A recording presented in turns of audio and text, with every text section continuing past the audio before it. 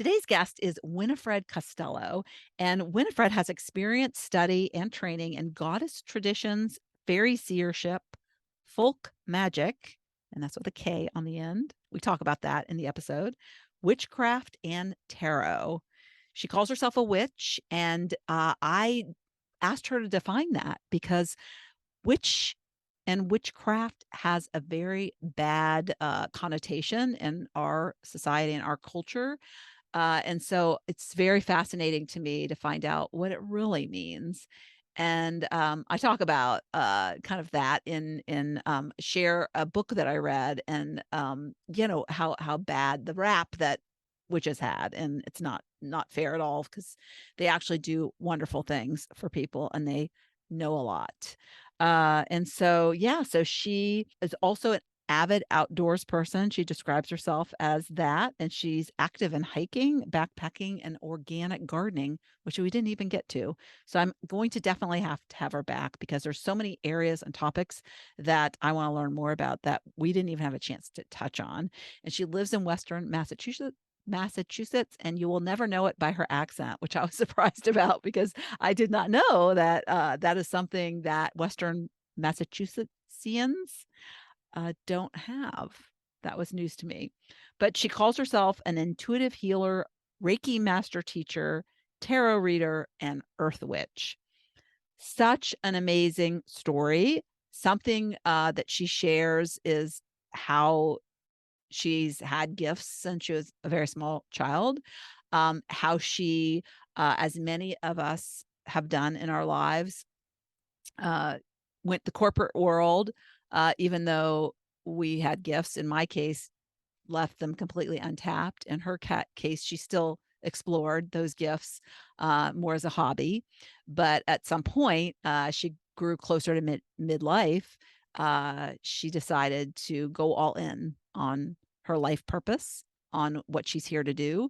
And I just love meeting people like that who are so lit up about what they love and that they practice it on a daily basis and make a difference. And she spreads that her energy from doing what she loves.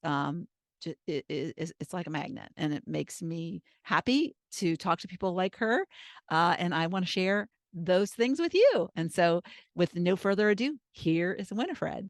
Welcome to another episode of Not Your Average Lives. And today I have with me Winifred Costello. And I have to say that we have been talking for 35 minutes. We just met, but she's so interesting and she has so much information. And so my challenge as a interviewer is going to be how we can compress all of her knowledge into one short, like 40 to 45-minute episode. But maybe I'll have her back because she is a lot of things. But one of the things that I really want to dig deep with her about is that she calls herself a witch, and she has a Witching Well membership. That's the name of her membership. And so I thought it would be really an educational experience because I know very little about this space, but it does fascinate me because I always like to learn new things. So I was asking her about it before I hit record. And I think that's maybe where we'll start is like, where did Winifred, how did she become a witch? How did she learn about this thing? And what drove her to what she does today? Because she is a person in my age group. She's actually a little younger than me, but she is in her 50s, and she has taken the non-traditional path, but later in life. And so she did kind of the corporate thing, the first part of her life. So she has this most interesting story about kind of finally following what is clearly her purpose. So welcome to the episode, or welcome to the podcast, Winifred. Oh, thank you. Thank you for having me. I'm really excited Yes. to be here. Yes. And she is from Massachusetts, which is where I was born. And I was just telling her I'm going to visit there soon. So I'm yeah, I know the neck of the woods a little bit. But I left there when I was very small. So I don't have the accent, and neither do you. You don't have the accent either. I don't have the Boston accent. I grew up outside of Boston, but I live in the western part of the state, and we pride ourselves on, no offense to my Boston friends, but we pride ourselves on not having the Boston accent. I never knew that Yeah. Western didn't have. That's crazy. All righty. So tell me, can you just start like, who are you? Where, like, your childhood, you said you like always had this interest in these things. Where did that come from? Is that something that was passed down? Is it something that you read a book and it was like, oh, and then just start telling us about your early life. Okay, so I get asked this a lot. So I came of age. So I was born in the 60s. I came of age in the 70s and mid 80s, early 80s. And I was definitely kind of a weird kid. Like I was an odd kid, and I was always interested in sort of not normal things. I like to say my parents are like the common Boston mix. So my dad's Italian and my mom's Irish. Her Irish heritage also includes English. And they were, in many ways, they were, traditional conservative couple. They got married in the 50s, but they were also really unconventional in the fact that they consciously chose to leave organized religion. But they were very spiritual. They were both very spiritual. Really, my mom was very out about being very deeply spiritual, but and my dad is definitely very spiritual. And although I would say he kept that kind of more quiet when I was younger, but I was raised in a household where my mom would say to me a lot of interesting things, like from a very early age. If you want to commune with, she never called God. She called God the Great Lord or the Good Lord, which was really interesting to me. And she said, if you want to commune with the good Lord, go outside to the tree in the backyard and stand underneath it. And so that's how that was how I never went to a church. I wasn't raised in a church. I was definitely the only kid in the neighborhood at that time. Everyone either went to the synagogue or to the church. So sometimes my childhood was rather lonely. My older brothers were a lot older than me. I was alone a lot. And Now outside, I have to interrupt you. So, yeah, so I'm like, I like the details. yeah, So because my parents, as we were talking, were raised in religious households, and when I was very young, we did go to church, but then we stopped. And then my parents just like were very anti organized religion. And they had some very religious people that really turned them off to religion. And so I'm just curious, did your parents initially were they raised like in the church and then something happened, or they just kind of grew out of it, or they just saw things they didn't like my parents? I came of age in a time where your parents didn't tell you too many details, but they definitely purposely left the church upon marriage. They were married in the Catholic Church. My mom she is Irish, but she's from Northern Ireland, so her parents were Protestant, and my mom did witness things that turned her not against being having a faith, but definitely against organized religion. And they both had witnessed a lot of strife and struggle. They never really went into the details. They just saw things that offended their integrity, really, and their moral sense. So I think my older brothers might have been exposed to some Christian things, like when my older brothers are like 11 and 7 years older than me, but by the time I came along, there was none of that happening. Mm. So yeah, so they consciously, upon marriage, after marrying, did not participate in a organized religion. But my mom also, besides if you want to talk to the good Lord, go outside and stand under the tree. The other instruction I got a lot of is that my mom did a lot of these, what we would call folk magic, but most people would identify them as superstitious actions. That's usually how people describe them. But her own mother was very spiritual and read tea leaves. And my dad's great aunt also, my dad's Italian, his great aunt Mary read the Malacchio, which is the evil eye. And in their cult, both my parents were our first generation, I'm second generation. And in their upbringing, these were just things that were done. It wasn't seen as something, like, you didn't have to identify what your spiritual, like, so my grandmother read tea leaves, but no one really questioned. Like, she was a good Christian woman, no one really questioned it. She just read tea leaves for folks. And like my dad said, like his great aunt Mary at the end of, like, it's very common in Italian families, on like a holiday or at the end of a holiday meal, they would clear away after all the dessert and everything was done, they'd clear everything away and would bring her the malacchio. She read it with olive oil dripped into water, and she would just bring it to the holiday table. And that was part of the wellness of the family, was that you did this check. So, in older times, and what my parents always called it, the old country, like, or the old country ways, meaning referencing Italy and Europe, where their parents grew up, it was a very different relationship. And so I was raised in a household where I was encouraged to be curious and investigative and go to the library and read books, and to not let anyone get between me and what I wanted to discover. And somewhere in my early childhood, I before we got on the call, you're asking me, or maybe you asked me on when we were recording, but you're like, how did I get into all this? Sometime in a very early age, I just declared I wanted to be a witch. Like, and I don't really know. I don't remember seeing a movie or something, but by 5th or 6th grade, I had become obsessed with like the cycles of the season. I had this sense that the calendar was wrong. I used to tell my mom all the time, the calendar's set up wrong, like the solar calendar. And she would be like, what do you mean? And I used to like, no, it needs to be in a circle. So some things were just sort of innate in me and just sort of were always there. I just sort of viewed the world differently. A lot of people talk about being drawn to these things because they see spirits. I didn't so much see spirits, but I definitely saw some like strange things.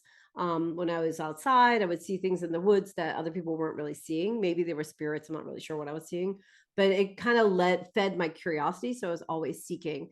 And then sometime around 5th or 6th grade, I just decided, like, I'm going to be a witch. Like, and Yeah, well, I think also when you're young like that and you see things, you understand them, so you don't believe them, or you question them. They might make you curious, but in a way you kind of in denial, like, what's wrong with me, right?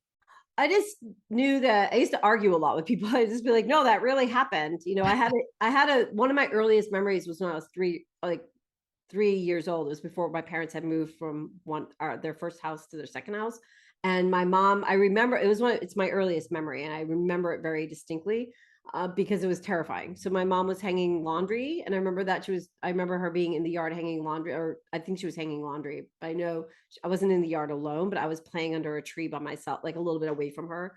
And I was, I don't know, playing with whatever toy I had you sit in your yard, your little kid playing, toddler playing.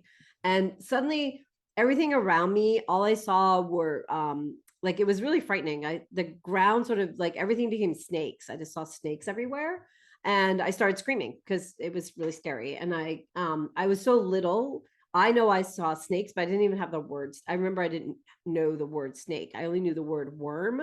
So I kept telling my mom about worms. And I climbed up on a chair screaming. It was like this big old, back in the 60s, there were these garden chairs that were metal. They were painted green with white arms. It was a very New England thing. Oh yeah, yeah, I remember Yeah, those. and I this is my earliest memory. I was in a panic, struggling, and pulled myself up onto the chair screaming. And my mom came running over, and she like held me and calmed me down, but she didn't know what I was seeing. She kept saying, I don't see what you're seeing. There aren't any worms on the ground. What are you seeing? And I said, they're everywhere. They're everywhere. But the whole ground had started to like move and shift and change. And like, now I look back on that, and I think that was just the beginning of me. I just have always perceived the world in a different way. And I think that was just like a very early beginning of that, because I didn't have like a medical condition or anything to explain what had happened. And it didn't happen again until later. Did I have other kind of interesting incidents? Like in my teen years, I started to have a series of a lot of dreams that were incredibly psychic. And I would come down and and my mom was always very curious and interested as well. And I would tell her these dreams, and then parts of them would happen. Like, I would come down and I would say something. I'd be like, so-and-so is going to call, and the phone would ring, and that would be that person we hadn't heard from in a while on the phone. And so there started to be some kind of these like remarkable events. And so through my, junior high and high school, I just started to like really try to find every book I could and read as much as I could about it. And so what is a witch in your definition? Because, witches have been given a bad rap in our culture. And they were, and you know what? I read this book. It was one of Oprah's book club selections called Pillars of the Earth, and it was like one of my favorite books. It's like set in the 1100s, and then it had a sequel or a prequel, I can't remember. And so I read that next book, and the next book was so even more fascinating. But it's like back set in Europe, but back in like a long time ago. And the plague hit in the second book that I read. I can't remember the name. I could only remember Pillars of the Earth. So that's why I wanted to say it. So I'll find it and put in the show notes what it was. But it was, they're meant to be kind of read, I think, in succession. But the plague was, nobody knew what to do, right? Everybody was dying. And that's when they started to put like masks over their faces, the nurses, so they would live, but like everybody was dying. But they had this person in the village who was a witch, but she was basically a medicine woman. She had all these herbs, and she was healing people, she was helping people, but she was viewed as bad. But she was viewed as like how could she be bad when she was like saving people? It didn't make any sense. But because she was unusual, because she was doing things differently, and it wasn't understood. So it's in a way, when you talk about the definition of a witch, it reminded me of that character in that book who, she got this bad name or bad rap because it was kind of unusual and misunderstood. Right. So does that describe what it is? Well, I think you hit it right on it about the misunderstood. And also, Mhm. that we talked about this, we could go way into the whole, the patriarchy in the modern times, but, originally the word witch really has some roots in like meaning one who sees or one who hears. And if you, I tell folks, if you encounter someone who identifies as a witch, ask them what they mean by that.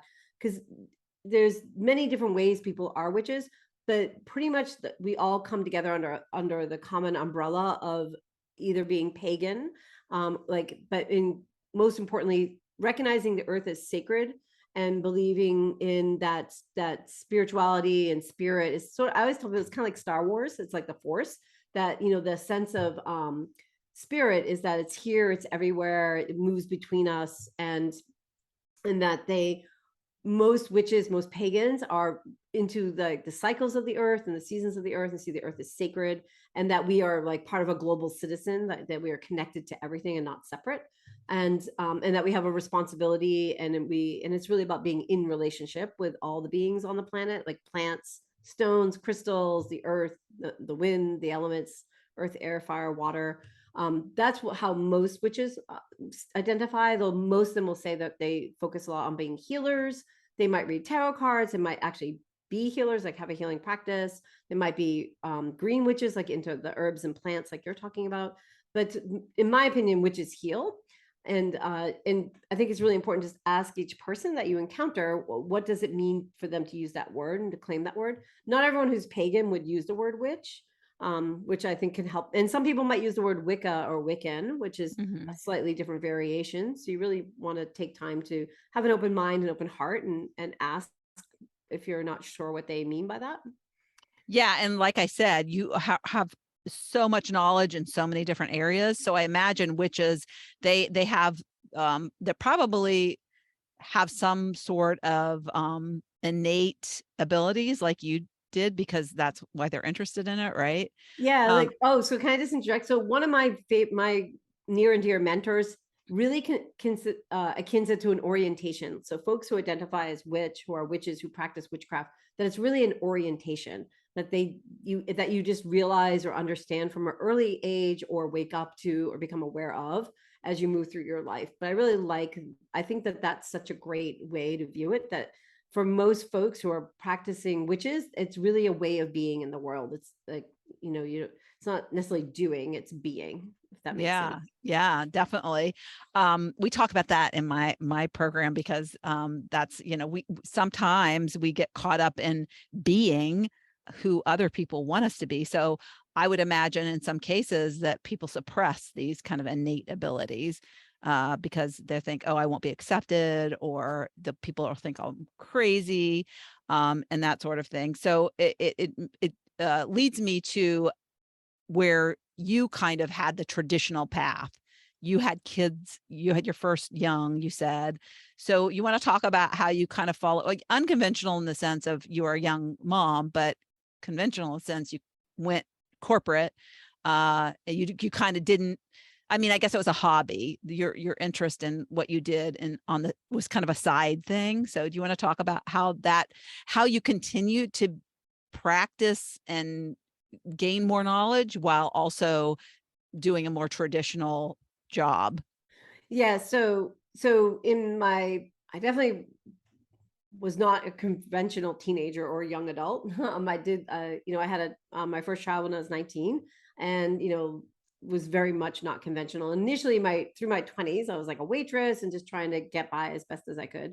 Now, did you not get married on purpose? Did you have the child, or was it like, oh, I'm pregnant, and you just, like, you were fine with not getting married, or how did Yeah, that? we were living together, and my son's dad and I were definitely in a committed relationship, and we were living together when we realized we were pregnant.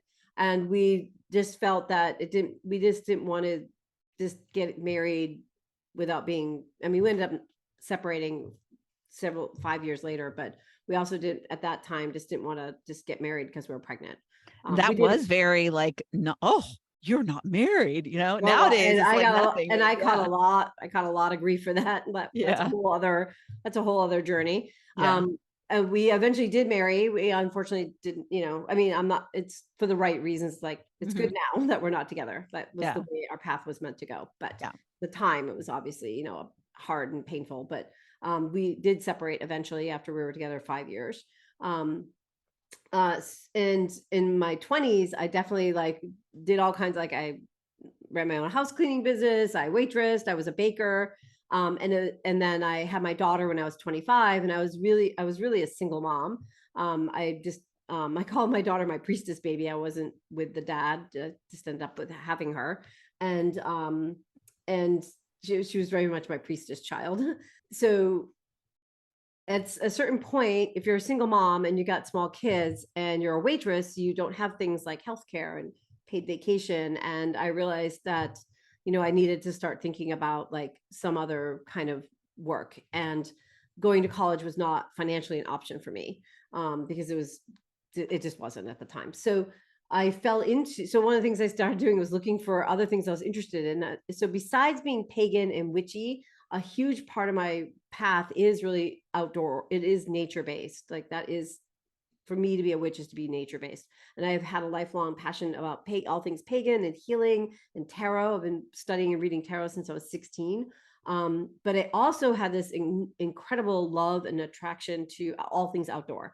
I had the chance I was invited to go to Ontario, to the Boundary Waters, when I was in high school, and got to live on a remote island where you literally had to you had a boat in, and you had to, if you wanted to move around, I was with my best friend's family, you had to get in a canoe and paddle yourself to go anywhere. So I was exposed to the incredible amazingness of being in the wilderness, and that built a deep love. So I had two big loves in my life, being outdoors and being pagan, tarot, healing. So they kind of were parallel, but to me they were very connected, because my way of witching is really much about the earth.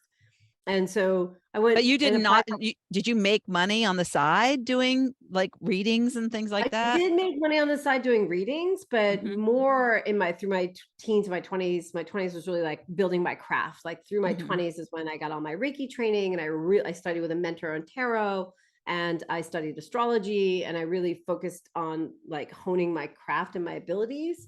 And then had to just hustle to, was a waitress, was a baker. And then I eventually got a part-time job working at in the outdoor industry, like the recreational sports. And I have a strong leadership skills just innately. And I just quickly, like, moved up through like their internal promotional system. So went from being a part-time associate working in an outdoor store, like, think like it was, I don't know if I can say the name of the store, but it was like, think like backpacks and kayaks and snowshoes, that kind of, and camping gear, that kind of outdoor store. So within a few years had become a manager for them. And that brought me the opportunity of like consistent pay, because, you know, waitressing and those things are not very consistent. And, you know, healthcare, you know, vacation, like I learned like an incredible form of leadership, and I got to be outdoors. I became a rock climber. I learned to ice climb, you know, I got it, and I got to go be in deep, way into the wilderness through backpacking. And that was always being outside on the land is an incredibly spiritual experience. And the further you go out, the more remote you go, and the more kind of like it isn't easy to get here, the more spiritual it was for me. So to me, they're very parallel, but I always wanted to I really had a dream to create my own space, my own healing center store, where I focused on, you know, providing like Reiki and tarot and selling, you know, new age metaphysical supplies. That was always in my heart, but I was in my 30s. My kids were small as a single mom. And I didn't have like the privilege of capital behind me to just go make that sidestep. Yeah. You can't be so risky when others are involved. It's like hard. Yeah. It's not. And I also lack confidence. I know my own mentor kept being like, when are you going to step out? When are you going to step out? And I really like it's interesting because I was very confident in my corporate job of my skill set, but but I was really lacked confidence. Like as like, oh, I'm going to like really step out teaching Reiki and, you know, seeing tarot clients. So in my 30s, I read tarot for like friends and family, and people referred to me in a very casual method, but like, I'm like, oh, I'm going to hang my shingle out and really do this as my path. But like, as I was saying earlier, eventually I hit a glass ceiling. As much as I loved the company I worked for, and I met my husband there, you know, I met incredible people and had incredible experiences that I'm very grateful for. And I really couldn't have succeeded running AwenTree all these years without that experience. There was still a glass ceiling, you know, there was only like it was pretty hard to go beyond being a store manager. And I had tapped out. And I was telling you earlier, my children were growing up, and I really wanted something like, I was like, well, what's for me? You know, like if you have children when you're really, you know, I had my first child was 19. And so all of my 20s, I wasn't doing the things other people were doing. I wasn't like, I didn't get to go to college. I wasn't out just being about myself in my 20s, you know? Mm-hmm. So I was like, oh, my 40s are going to be my 20s, you know? So what do I want to do? You know, and I was like, I really want to create this space. I really want to create my store is called AwenTree. I have the Witching Well membership, but my store is called AwenTree. And what does that mean? AWEN, right? Yeah. So Awen is an old Gaelic word for spirit, in the sense of what we were talking about, like spirit, like as in like consider like how the Force is in Star Wars, like how it moves through everything. Yeah. Yeah. So AwenTree. Cool. So it's like spirit tree.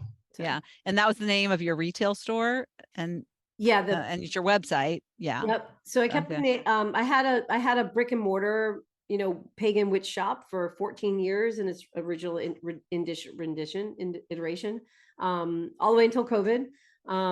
Thank you, COVID. So I had the original AwenTree was very much a big fancy brick store, you know, like you came in, there was like crystals and tarot decks. It was very much retail forward. And then we had professional treatment rooms in the back where you could get a Reiki session or a tarot reading. We taught Reiki. We had different authors come and teach classes.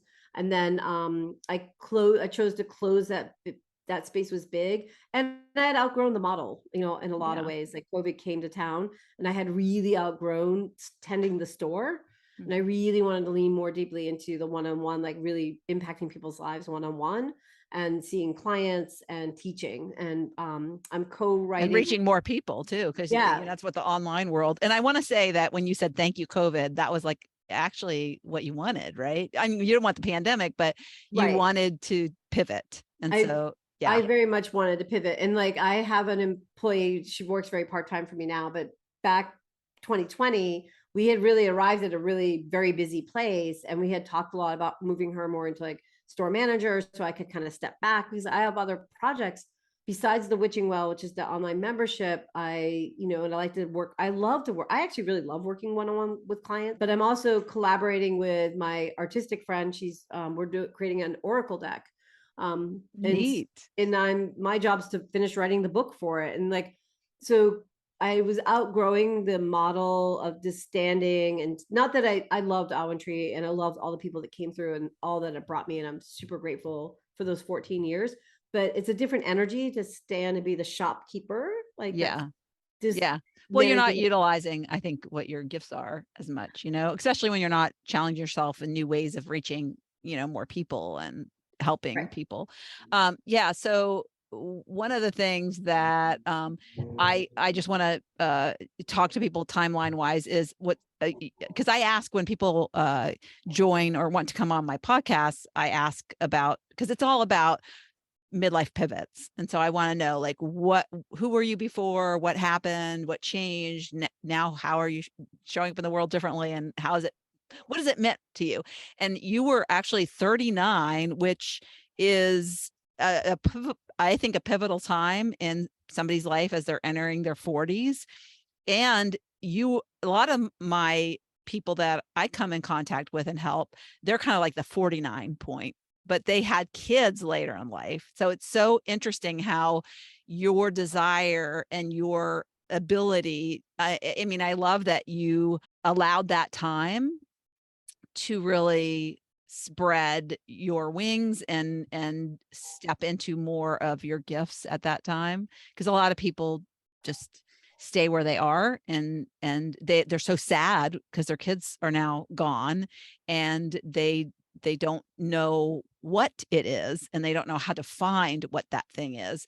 And so you were lucky because you kind of knew, and then you just had to have that little bit of courage, which I love that the mentor really was kind of pushing you. Yes. So wrapping back to her. So I, my mentor, I used to always say, she's like, she used to be like, when are you going to open your vision of, she had had a similar model store through the 90s. And she's like, when are you going to open your vision? And I said, I'm not going to open I just knew intuitively it was not when she still had her space. And she was saying, well, it's about collaboration, it's not about competition.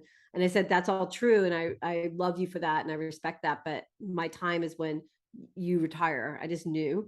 And I'm getting goosebumps just retelling this. And I had reached this glass ceiling at my working in the outdoor industry. And the writing was on the wall. And then one day I went to go visit my friend at her shop, and I walked in, and nothing had really changed yet, but I felt it. I knew she was retiring. I looked at her and I said, "You're going to let go of the store." And she said, "I am." She's like, they were retiring and they were going to, go. So she was letting the store go because she was retiring, buying her dream home in North Carolina, and they were going to, move away. And so I was like, oh, this is my second sign. Cause I had some signs at my job where I thought the writing is on the wall. Like I need to, it's time. If not now, when? I'm only going to get older. If not now, when? And then that next sign happened. And so then I started my plan. So I planned really hardcore for 2 years before I actually opened my store. So that's my first pivot. My second pivot with COVID, the interesting thing. So COVID happens in March, and I'm in Massachusetts. So we went into like a hard lockdown in March because it was really intense here. And so in March, the building I was in I had a wonderful landlord. So in March of 2020, the building changes hands. So there's a new landlady that I don't have the same kind of rapport. COVID's happening, lockdown happens. And so everyone has to, in Massachusetts, you had to shut down. You couldn't be in your store. You had to like just close the door. It was this very, very profound moment. The last time I locked the door, as I knew my store had been, and I entered menopause. I literally had my last period the month before, because I know your folks are older. So like the month before March of 2020, I had my last period. And when I was having it, I knew it. Like even my husband vibed it. And he looked at me and I said, I think this is my last period. I'm very in touch with my body. I'm very in tune. I'm very spiritual. I'm very like into herbs and natural healing. I knew it. I felt I knew it. I could tell. And I was like, I think this is he's like, I think this is your last period too. He could even feel it. And I said, yeah, I feel it. I could feel it, the ending. And then COVID happened. I let go of my store. So like all of that happened in like the pandemic. So talk about pivots. It was like, it Yeah. was just like pivot with a big P, you know? Yes, I would say so. So funny too, because a lot of people kind of their period, it dissipates and then it comes back and then it's like irregular. And mine did like it was done. It was like Yep. stopped and done. Yeah. And mine was like, I never really skipped. Like it was like right as rain. It got a little like closer together, like it condensed a little bit, but Yeah. then it was still right as rain. And then it Yeah. was just done. Like it Yeah. was just, it was so, I'm like, oh my God, I let my store go. I stopped bleeding. Like talk about like, it was just all very, it felt very significant. Was there anything scary about going online? Because, there are a lot of people our age who fear technology, who let technology stop them from doing things, not necessarily from creating an online business, but just from doing things that make life, I think, easier. Technology, and it's easier to learn things because you can Google it, and so yeah. What would you say? What were you okay with technology because you're probably using it in your store? Yes, so I'm definitely an early adopter. Like I was an early adopter of social media. I had a blog. We always Mhm. had an online presence. I opened my store in 2006. I started a blog. As soon as you could get on Facebook, I did that. I joined I was always an early adopter and really challenged myself to figure out the technology. And I did my membership, I started in 2019. So I already had, a lot of the mechanics down and I have like I'm here to tell people you can figure it out. If I can figure it out, you can figure it out. You might feel like you want to cry or bang your head, or it might you might have a learning curve. Like I launched my membership in 2019, April of 2019, and business mentor has said, just launch it. You probably only have like 20 people sign up, and don't worry about the technology because it'll be such a small group and blah blah blah. Just get it going to your founding members. So I'm like, okay. And so I did the free 30-day trial for the platform I use. I don't know if you want me to share names of the No, platforms oh, or it doesn't matter. I don't think people really know, but I don't know. Do you use Kajabi? yeah, I Or use yeah, yeah, Kajabi. So yeah. I I love Yeah. so I signed up for the 30-day free trial, not Uh-huh. having any idea like I was pretty tech savvy by that point, but the learning curve Mhm. on that was really something. And then I opened the cart and 60 people. I had 60 founding members, which like blew my mind, and I really wasn't prepared for. It was really a wonderful success story. Yeah. Um, but Well, I and had that some just goes to your, that you've built this, I'm sure a lot of people were aware of you and from your store and your presence that you already had. A lot of people don't realize the value of that. So people have these like, overnight successes, but it's like been years of building and years of you practicing your craft and having your store. yes. And so luckily, so no, the technology hasn't held me back. I think in the early days, I could get in my head a little bit and I get really frustrated and upset. Now I just know, okay, I'm learning a new system. If I think it's going to be an hour, it's going to be 8. Like, and Yeah, now I just kind that's of so a true. little Yeah. differently. Give yourself Yeah. grace, right? Yes. Yes. Yes. And I've learned to pace myself better. I used to like a part of aging gracefully is really respecting your boundaries and pacing better. Cause I know the stuff I did, like I'm a pretty high energy person and I can do a lot. I still have a lot of high energy, but I know my energy's changed and it's changing. And so I respect the pacing much more, Mhm. of my day to day, how many clients I see in a day, how many I see in a week, versus like if I'm teaching or I'm writing, like I really try to, I used to like just burn the candle on both ends. I sometimes still get into that mindset, but I've really worked hard to try to look at the Yeah. big picture. Yeah.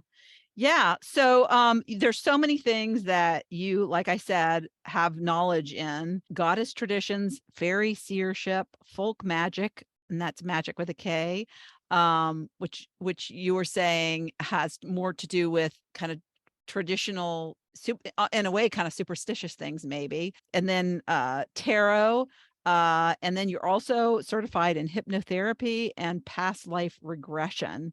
So yeah, I'm thinking one thing that I would like for people that are probably more curious about and things are more accessible to them, like if they're curious and want to go a little bit deeper, is can you describe, I don't think I've ever had anybody describe on my podcast what Reiki is.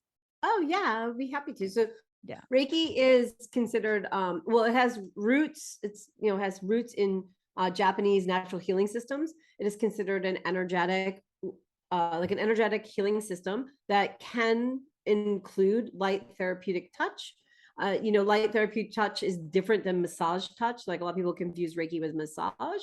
The massage therapist is licensed and trained to help you fix things like, and relax in your body in a different way than Reiki. So Reiki is very gentle. It's like a gentle laying on of hands. And some Reiki practitioners do it all in your energy field and wouldn't actually even include the therapeutic touch. It depends on the Reiki practitioner that you're working with. But Because you can do it virtually, you said too. Yep, Yeah. you can do it. You can do it totally. We would call that remote or distance healing. And practitioners, ask away. I love to talk about Reiki.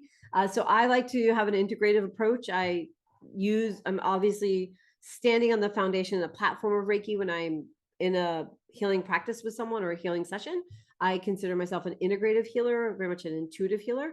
And so I will bring in things from other trainings. So I will include things like, crystals, singing bowls. I use a rattle, like a shaky rattle, drum. I have some feathers. They're found feathers. If people have sensitivities, they're found turkey feathers, and that to brush your energy down. So you're really, our energy system, like our aura, is multi-layered. Most people are aware that we are more than just our physical body, and we are very much affected by our emotional, our mental, and our spiritual states. Definitely impact our physical state, and energy work can really help to, balance and cleanse and harmonize and revitalize like our energy system. And most people are aware, if you've probably heard from a healthcare provider that stress is really bad for you. So Reiki is really great at helping you just, you just surrender and just are in a space of receiving, and you let the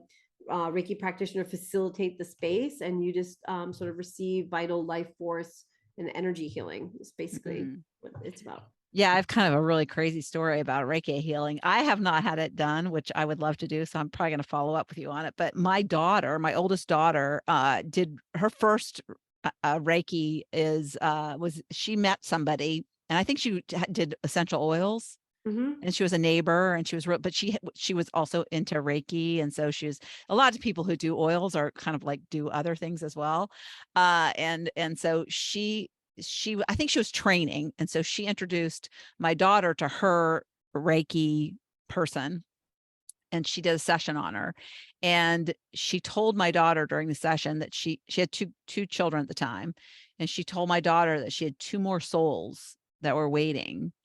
It was like crazy. And my daughter was like, "Oh, two? No, I don't think so. We want to have one more." But, and she said, and they're a girl and a boy. And she had a girl and a boy, which was really interesting as well. So she said, fast forward, she got pregnant a few months later, and she had her son. And then after her son was, a couple years, 2.5 years old, they were like, "We're done. Let's close up shop." Her husband got scheduled for a vasectomy, and 3 weeks before his appointment, she found out she was pregnant. And it was so crazy because she kind of thought she was going to have a girl, because I didn't even know that she had had that session until after she told me. So, and then my daughter also got certified as a crystal healer. Yeah. So she kind of was, over time, by this time, a few years later, more knowledgeable than she was when she first took that. I think that influenced her a lot. And oh my gosh, this is so fascinating, and I want to learn more about this stuff. And so she has a lot of crystals around her house. And her oldest daughter actually manifested a baby sister as well. So it was like all these forces. Magical She people. wrote down, "I want a baby sister," and put it under one of my daughter's crystals, which she found later. Which, yeah, it's so fascinating how our energy can affect so much, and how our energy can be read by people. We are, and I think most, we are so much more than just our physical bodies. Like, yes, we have physical bodies, but we have a mental state, we have an emotional state, we have a spiritual state, and they all really like work together. And like, and there's more layers to the aura beyond that, but most people can really understand and grasp. But we have like a mental state, a spiritual state, and an emotional state, and a physical state, and like we are so much more than our physical reality. Yeah.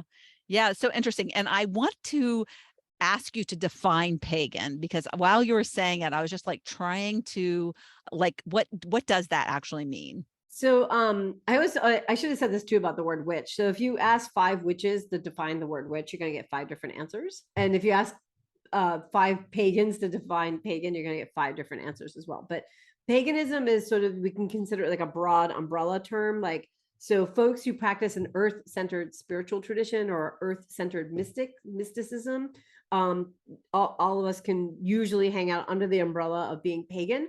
Pagan in the old world language meant one who dwells in the country. And the reason that word became to represent people who practice an alternative earth-centered spiritual path is because those were the last places to be converted. So like, the outliers in the rural areas continued to practice the original spiritual paths that were in Europe before like the main conversions happened.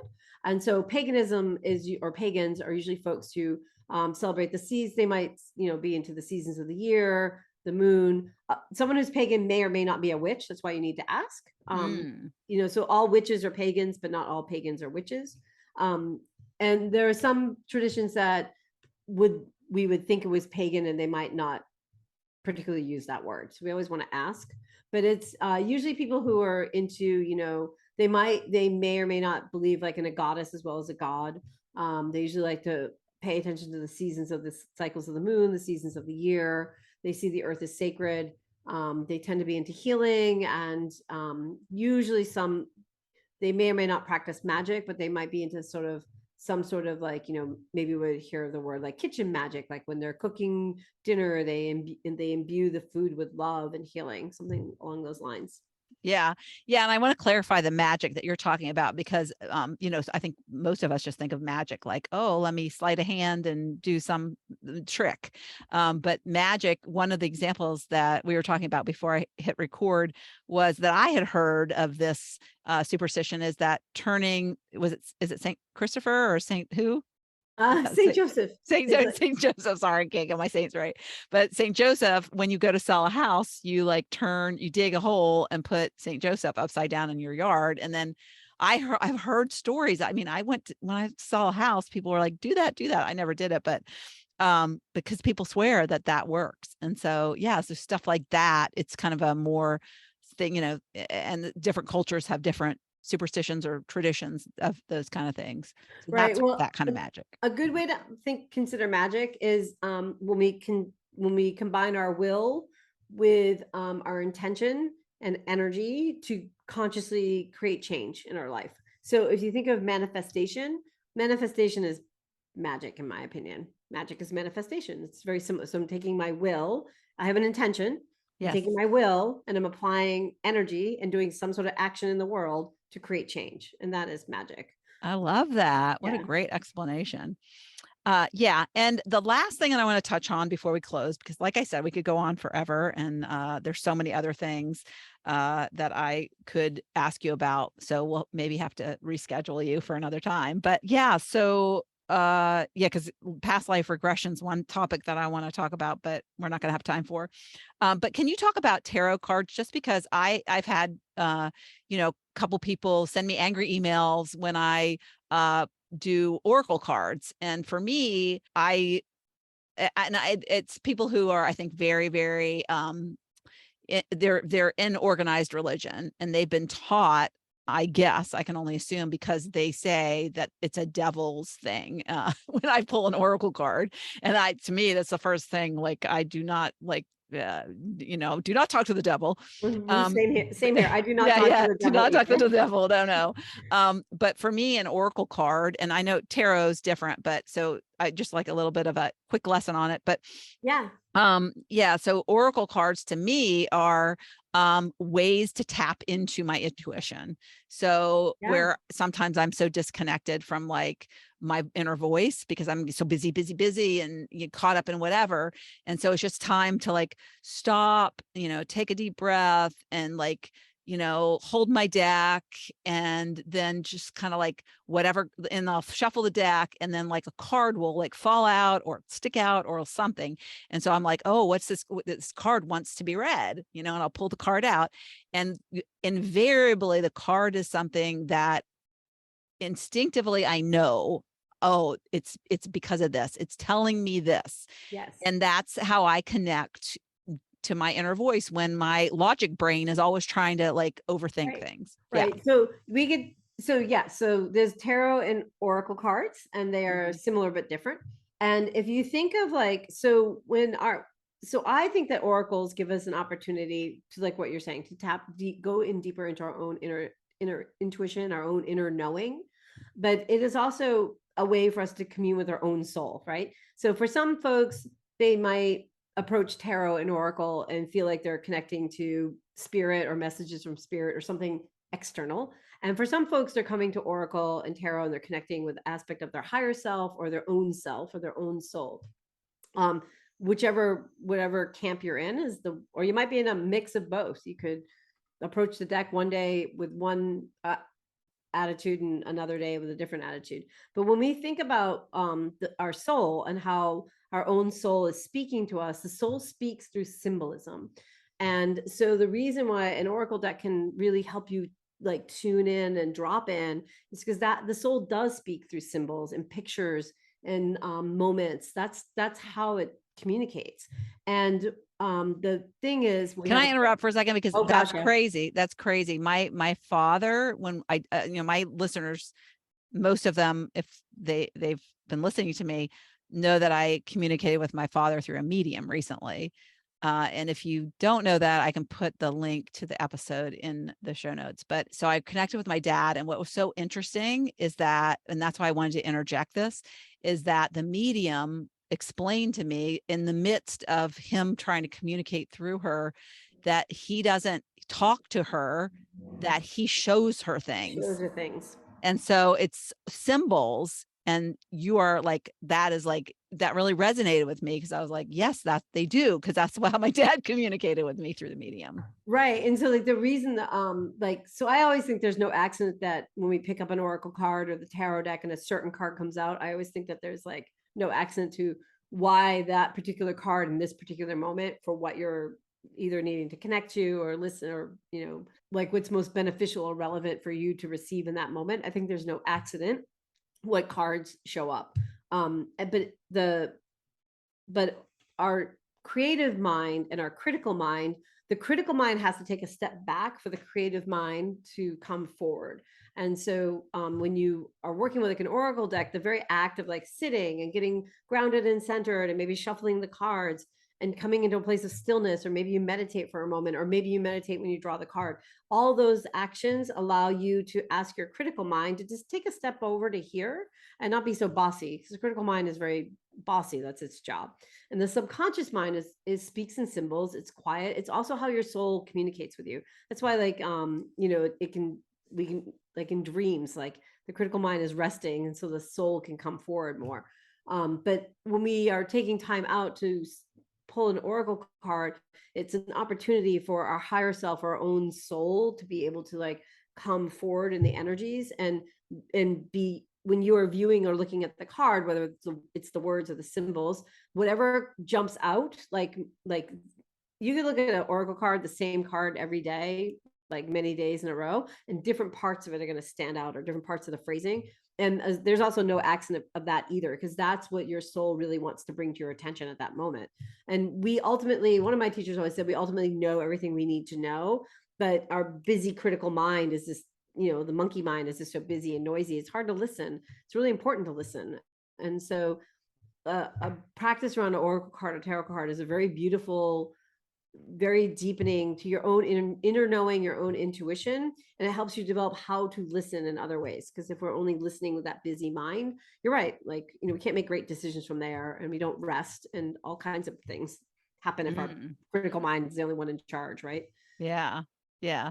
And it's funny because I told Winifred that I have bought a tarot book and tarot cards, but they have yet to be opened. I've had them probably for like 6 months. So at some point I What? will get to them. But yes, How do I you have the know. self-control to not open the I tarot deck? know, I know, but there's so many other things that I've been like doing and have been on my plate. So Well, but yeah. open the deck and just sit and look at each card and just soak it up. Don't try to know, or just look, just spend some time and just look at each card. Don't try to know everything, or just enjoy this imagery that that person chose to put in their card. And then you Yeah. could just take one card a day and read about it and put it on your bedside and go to sleep and then wake up and read about it again. That's an easy way to start to get to know tarot.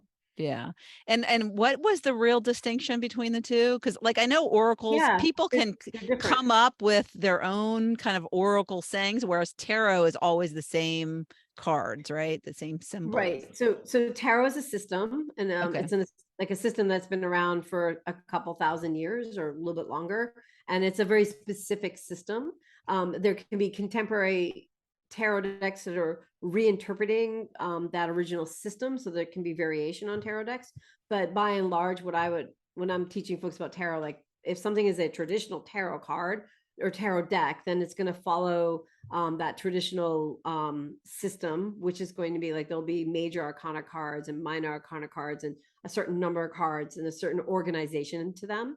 And so if it's a, I don't want to say the word true tarot deck, because there's a lot of contemporary decks that can be very creative, like where people are really meditating on the system of tarot and then bringing their own signature or their own energy to what they create to bring forward a new modern interpretation of a tarot deck.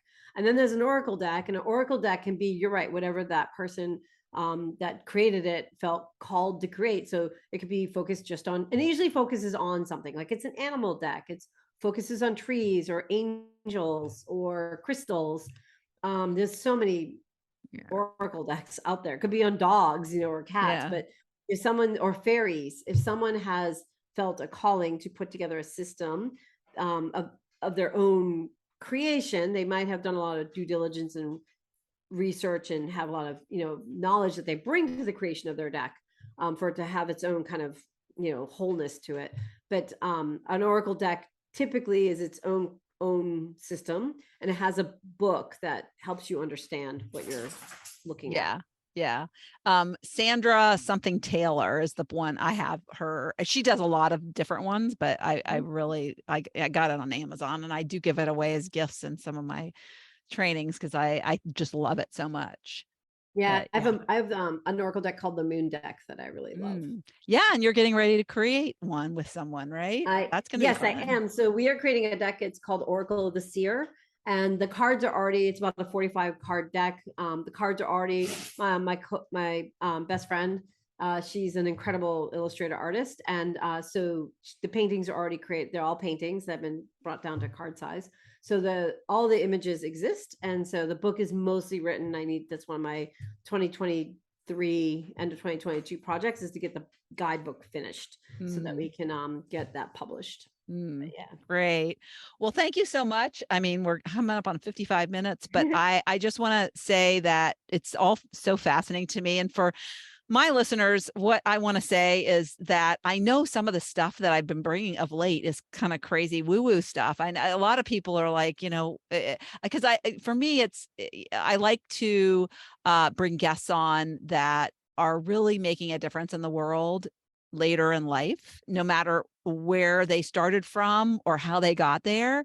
And you're such a perfect example, but I'm also so much seeking, about like, what is this? Where are we? What are we made up of? And what more can I learn about myself? Because I think knowing ourselves helps us know our gifts and know how we can be most energized. And, I think we were all born for a purpose or purposes, and that our time here is just so brief, but so important. And and we can't just, we shouldn't just sit by and let other people tell us who to be, or what we Right. what our likes and dislikes are. And so yeah, and as we close, do you want to touch on any of that? I just love to learn new things, and I love to learn about people, and people in particular who can share their knowledge like you. Well, thank you first of all for having me. It's been a pleasure to get to be on your show with you. I want to just add, I know you speak and talk to a lot of folks in their older years that have probably moved from menstruation to not menstruating, and I just want to bring back that point that the whole thing of, if you think in the this is a gendered presentation, the maid, mother, and crone.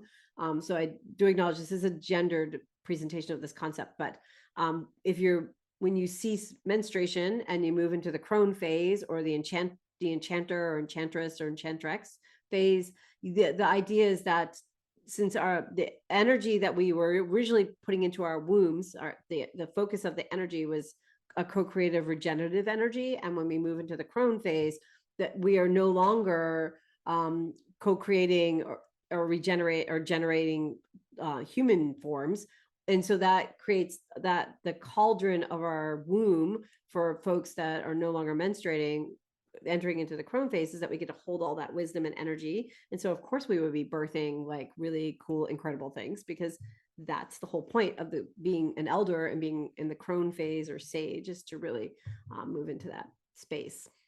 That is amazing. Like I was like, I don't think I was on screen, but my mouth was agape. That is so amazing. I So love hearing that. the cauldron of our that space in our midsection, whether you own a womb or not, that cauldron, it shifts, and you're supposed to be bringing forth other things. So we're supposed to be taking that lived experience and knowledge that we've gained, and that is amazing. I love that. So we'll stop on that note and just use that and keep filling it up too, because there's a lot of time left to fill it up more, right? Yes. Yes. All right. Thank you. Thank you. Thank you so much for tuning into the Not Your Average Lives podcast. If you haven't yet, make sure to subscribe on iTunes if you have an Apple device. You can find free resources and learn what else I have going on at the moment that might interest you on my website at notyouraverage.grandma.com. You can also find me on Instagram or Facebook at Not Your Average Grandma. If you liked this episode, it would make my heart so happy if you could leave me a 5-star rating. You can also add a review to let me know what you like about this podcast, which will help spread the word about it to others who need a little midlife inspiration. As always, be you, listen to your inner voice, and focus on reigniting that lost spark so you can start living your own Not Your Average life.